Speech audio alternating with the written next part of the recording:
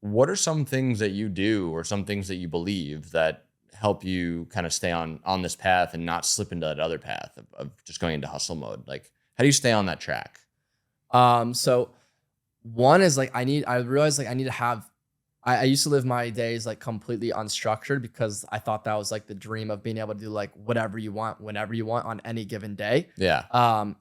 And what I realized is when you have like absolutely zero structure, then like just nothing gets done. Like I'll spend 30 minutes thinking about what to do. Yeah. Right. So I'm not like a big like guru morning routine, 8-step, like takes forever type of thing.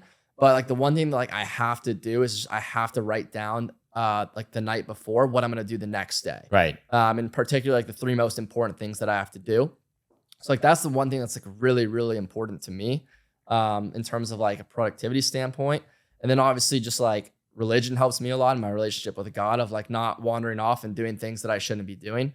I would say those 2 things are the biggest things for me. And also just like remembering like, again, long time horizon. Like, yeah, I got a long time left to go. So it's like, there's not really a lot of time to screw off. And this is the youngest, the most energy I'll ever have. So just really not trying to like waste these years. What religion do you practice or follow? I'm Christian. You're Christian. Yeah. Have you always been Christian growing up? Have you like always, practiced, learned? I was raised Christian, more so in the way though of like your parents force you to go to church, but like you just want to like, hang out with your friends. Didn't go to church on my own until actually like right after the exit. I had absolutely no idea what I wanted to do. Oh yeah. And so that was kind of like it was a very like clear sign to me that was the direction I should be going in, because it was like I had no idea what to do. I go to church for the first time, felt a lot better. Like a week later, I blew up on social media and like things were better than I could ever imagine. Yeah. It's amazing what happens when you let go of how things need to be. Yeah. I think that's where a relationship with God or religion kind of gives you that edge where you're like, hey, all right, it's not all up to me. Like I can have faith that things are supposed to happen in the way they are. Absolutely. So has your view on religion changed a lot recently, but, from when you were a kid to now? Like, has your relationship with God changed or? Yeah, I mean, 100%. It's probably the strongest it's ever been. Again, because when I was a kid, I wouldn't say that I never didn't believe, but it was just like one of those things where it's like, yeah, I was raised, you go to church on Sunday, but not like, I wasn't reading the Bible or, really praying or anything like that. Whereas now, like, those are things that like, I need to make sure that I read my Bible every day, and I need to make sure that I remember to pray. Yeah. And things of that nature that, again, helps me stay like incredibly level headed. And I think you hit the nail on the head too. It's like, if things are going bad, it's probably the best thing to remember. It's like, hey, this is, it's not all up to me. It's out of my hands. Like, you can have faith and feel a lot better. Yeah. It's a very common thing with people that achieve a lot in life to have something to have faith in. I know there's been a lot of times in my life where I could not see the light at the end of the tunnel. I'm like, I don't know how this is going to happen. This is a dark time. Yeah. And it's always in the moments when I surrender that things work themselves out. Yeah. It's really powerful. It's a powerful tool to have. Yeah.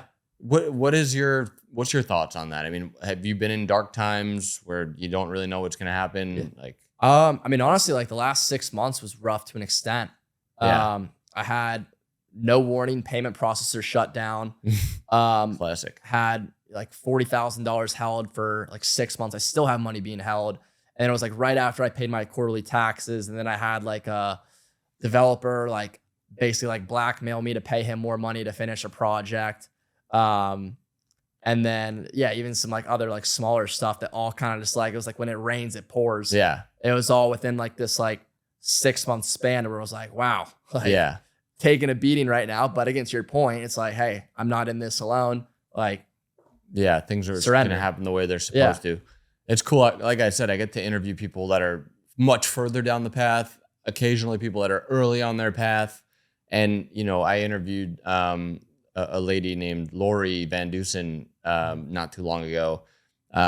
She, for context, was like the Forbes #1 financial advisor in the world, like Barron's Hall of Fame, built like almost a $6 billion book of business, left the biggest bank in the world, started her own firm, got sued by the biggest bank in the world, had all these crazy challenges.